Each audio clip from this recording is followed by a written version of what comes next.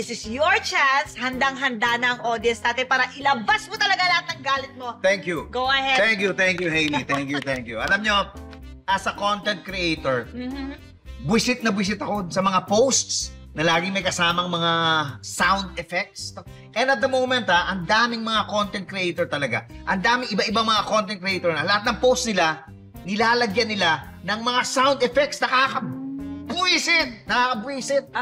Ano ba itong pinag-uusapan natin specifically ng mga sound effects? Ang dami niyan. Alam mo yung yung oh no na boses duwende? Narinig ba yun? Yung parang, oh no! Yung ganon? Alam mo yun? Oo, lagi kong naririnig yan Kayo din. Oo, yun. Palaging kasabay nun yung chipmunk na tumatawa. Parang ganon, di ba? Trending kasi na SFX yan, naririnig ko rin yan. Tama. Isa pang nakakainis, alam mo, yung wow na boses bata, yung wow!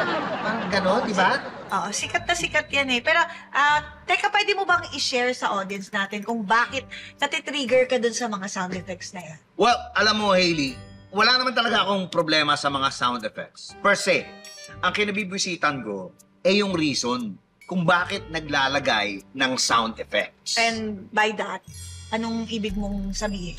Alam ko alam mo, alam ko yung reason kung bakit naglalagay ng sound effects. Yung mga content creator